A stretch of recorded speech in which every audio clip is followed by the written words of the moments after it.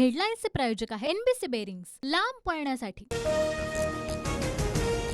Worli hit and run प्रकरणी शिंदेगडाचे उपनेते राजेश शहा यांच्यासह चालकाला अटक। कार ड्रायव्हर चालवत असल्याचा शहांचा जबाब, तर कार मिहीर शहा चालवत असल्याचा जखमी व्यक्तीचा दावा। अपघातानंतर मिहीर शहा फरार। गोरेगावमध्ये नातेवाईकाच्या घरी आणि नंतर मित्राकडे गेल्याची माहिती। मिहीर शहाचा पोलिसांकडून शोध सुरू। गुंडांची टोळी सरकार चालवत आहे। एकनाथ शिंदेही एक दिवस फरार होतील। वरळीतल्या अपघातावरून संजय राऊतांचा शिंदेंवर निशाणा। वरळी अपघातात कुणालाही पाठीशी घालणार नाही। शिंदेगडाचा कार्यकर्ता असला तरी सर्वांना समान न्याय, मुख्यमंत्री शिंदेंची ग्वाही। मराठा ओबीसी आरक्षणासंदर्भात उद्या मुंबईमध्ये सर्वपक्षीय बैठक। मुख्यमंत्री आरक्षणासंदर्भात सर्व पक्षाच्या नेत्यांचं मत जाणून घेणार। शरद पवार, उद्धव ठाकरे, राज ठाकरेंना बैठकीसाठी निमंत्रण। आम्ही काय गैरसमज पसरवला, देवेंद्र फडणवीसांनी सांगावं। भुजबळांचं ऐकून फडणवीसांनी मराठा आंदोलकांवरील गुन्हे मागे घेतले नाहीत, मनोज जरांगेंचा आरोप। चंद्रकांत पाटील मराठा समाजामध्ये गैरसमज पसरवतायत। चंद्रकांत पाटील सरकारची सुपारी घेऊन बोलू नका, मनोज जरांगेंची चंद्रकांत पाटलांवर टीका।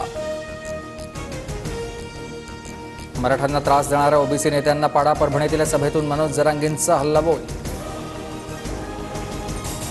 उद्धव ठाकरेंचा मनोज जरांगेंना फोन। रॅलीत असल्यानं नंतर बोलतो। मनोज जरांगेंचा उद्धव ठाकरेंना निरोप। मनोज जरांगेंनी मागण्या पूर्ण झाल्या तरी लढावं। 288 मधील एससी एसटींच्या जागा सोडून इतर सर्व जागांवर गरीब मराठा उमेदवार द्यावे, वंचितच्या प्रकाश आंबेडकरांचं वक्तव्य। छत्रपती संभाजीनगरमध्ये भाजपला धक्का। माजी महापौर राजू शिंदेंसह 6 नगरसेवकांचा ठाकरे गटात प्रवेश।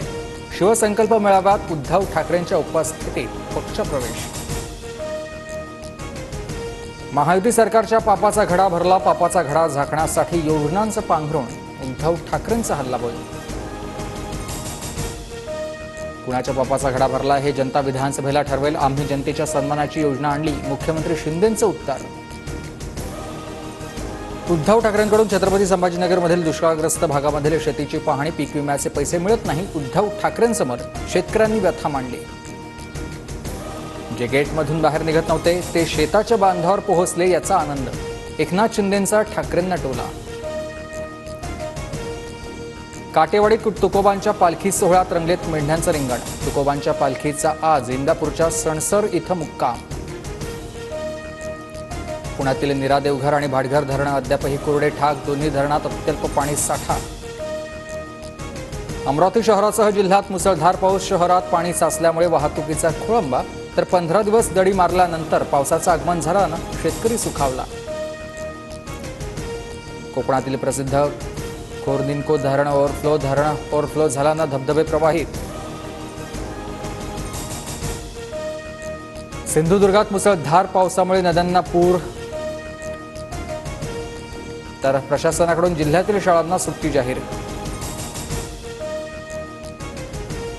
चिपळूणला पावसाचा तडाखा। सखल भागात पाणी साचण्यास सुरुवात। पावसाचा जोर कायम राहिला, सखल भागात पाणी वाढण्याची शक्यता। रत्नागिरी जिल्ह्यातील अनेक नद्या पात्राबाहेर। जिल्ह्याला 2 दिवस अतिवृष्टीचा इशारा, तर प्रशासनाकडून शाळांना सुट्टी जाहीर। दुसऱ्या T20मध्ये भारताचा झिम्बाब्वेवर 100 धावांनी विजय। अभिषेक शर्माची शानदार शतकी खेळी, तर आवेश खान, मुकेश कुमारला प्रत्येकी 3 विकेट्स। हेडलाईन्सचे प्रायोजक आहे एनबीसी बेरिंग्स, लांब पळण्यासाठी।